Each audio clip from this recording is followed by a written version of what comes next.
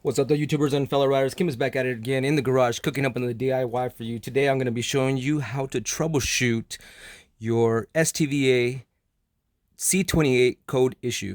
Stay tuned.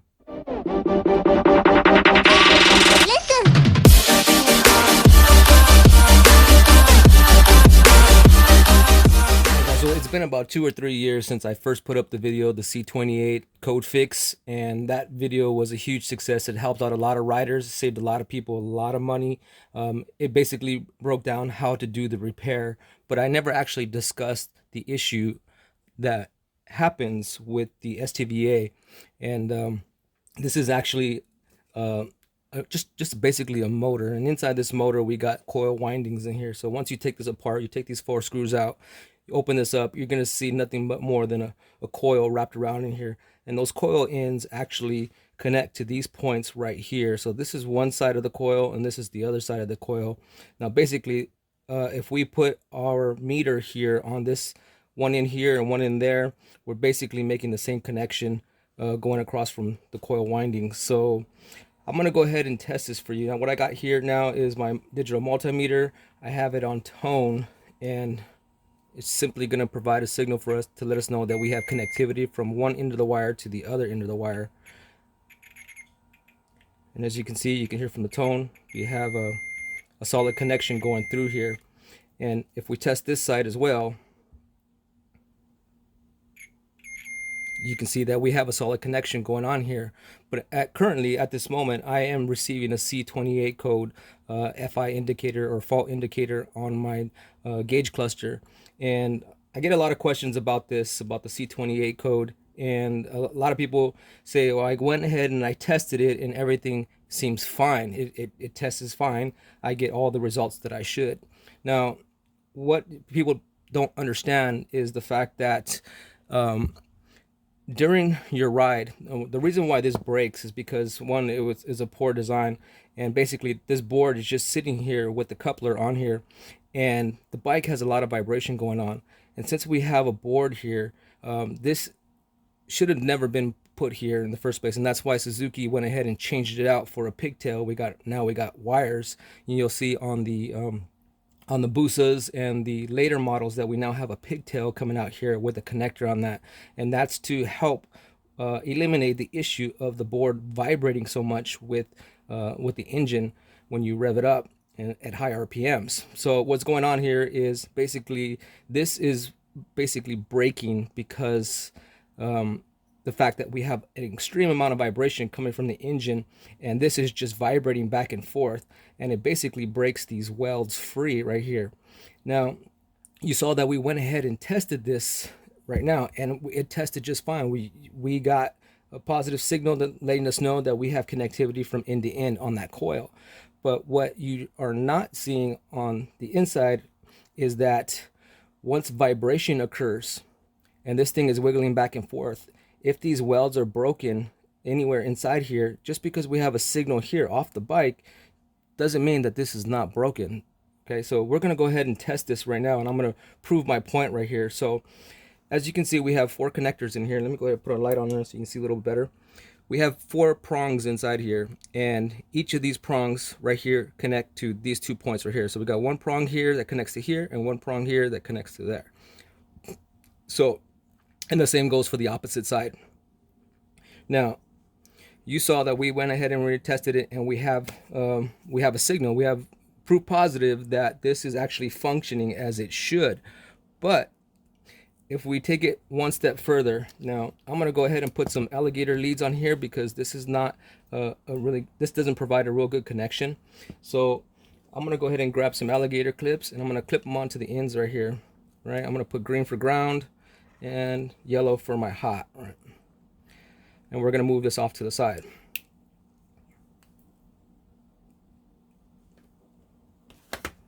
Now I'm going to take these other ends right here, and I'm going to put them up to right here and test from this end to this end.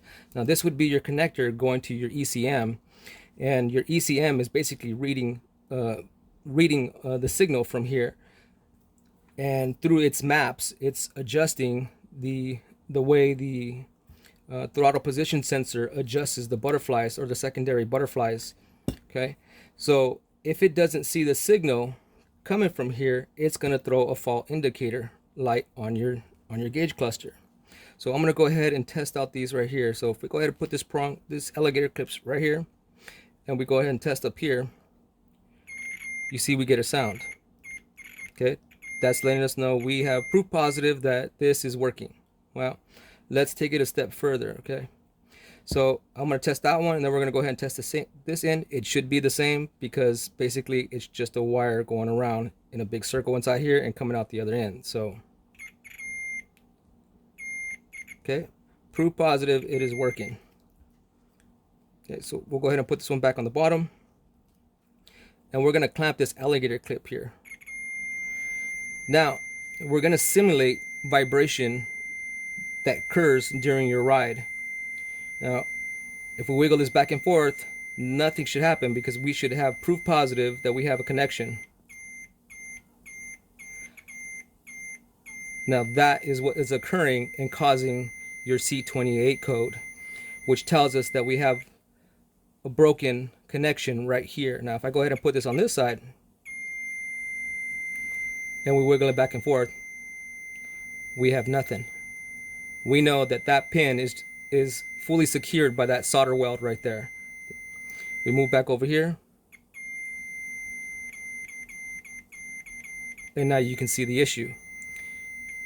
All right, so we tested this one side here, these pins, and this side of the STVA, or the coil windings. Now let's go ahead and test the other side. Now it doesn't matter what side you use, positive or negative. This is just going to give you a tone. So we're going to go ahead and over here, put our alligator clip there, and wiggle this back and forth. Nothing. We're going to do the same for the opposite side.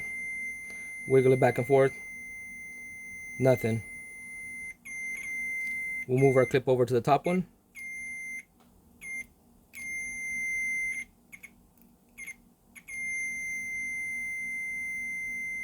Nothing. So now we know where our trouble spot is, and now we know that we need to resolder this weld right here. Proof positive that just because something looks good and tests is fine doesn't mean it's going on the bench, doesn't mean that it's going to be the same when it's on your bike. Always make sure you double check everything. Now there is another test to perform, but this right here is proof positive that, again, sorry for using the same word, but proof positive that we tested it, it worked fine. But under the conditions during the ride, this is going to provide you that error.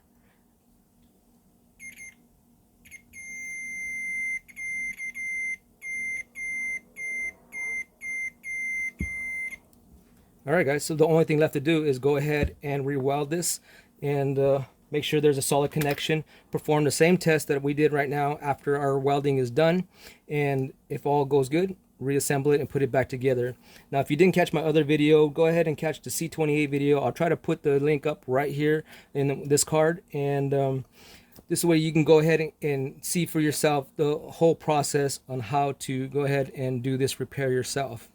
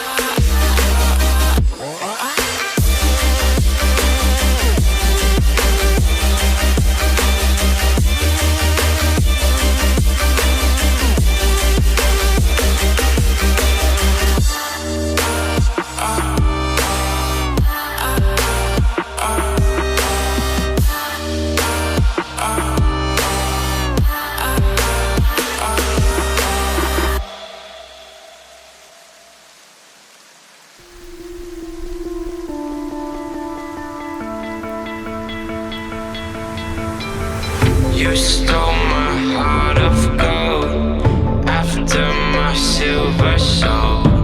Can you dig any deeper now? I gave you all I own, put you on this golden throne, but I'm a little stronger now. You cashed in on my promises, you know I'm too generous. Now I've learned to never help you out, 'cause I'm done cleaning up your mess. Found myself in my regrets. I've become a little stronger now.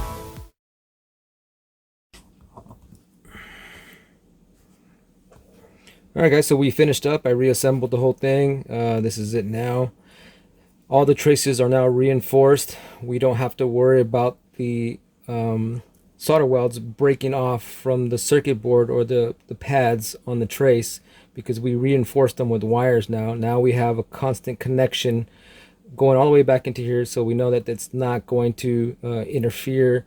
The vibration of the bike is not going to interfere with the solder welds anymore. So we're going to go ahead and test that theory right now. I got my alligator leads here, tap them together. As you can see, we get a sound. So if you remember that trace that was bad there, we're going to go ahead and attach to prongs or the pins inside. We're going to connect it here and give it a wiggle to simulate vibration or the condition that the bike or the STVA is under when the bike is running. As you can see, we have a connection. Let's give it a wiggle. And that's pretty solid. We'll do the same for the other one. Give it a wiggle. Nothing. We'll move over to the other side. Connect it up. Give it a wiggle. Nothing. Alright. Now, it's not the best solder weld that I've done, but it'll do the job. We know that it's a lot more sturdy, a lot more secure, and it can take that high vibration that will break it free. And to me, this is going to last a long time. So this will probably be the last time that I'm in here. And so all there's left to do is to go ahead and reassemble it, put it all back together inside the casing, put it back on the bike, and we're all set to go.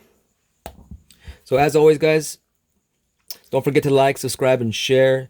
Do me a favor, if this content, brought you any value, if it helped you out, go ahead and leave me a comment in the descriptions below, letting me know if the fix worked for you. Don't forget, there's another part to this video, and like I said, I'll try and post it up right here in the cards above. And check that out if you're going through it. It's going to be a 3-part series.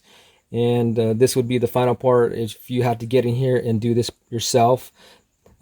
Yes, you can typically just go ahead and re-weld this if you don't want to go through this whole trouble. But like I said, if you want to consistently keep doing this, just resoldering the welds onto the pads typically only lasts about maybe 2 years, and then you're going to be back in there again, redoing it over again.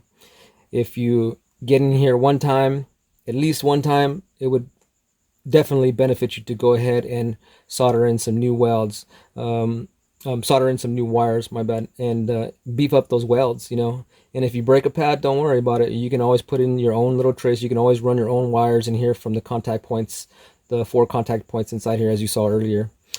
But I hope this helped you out. I'm the chemist, and I'll see you next problem.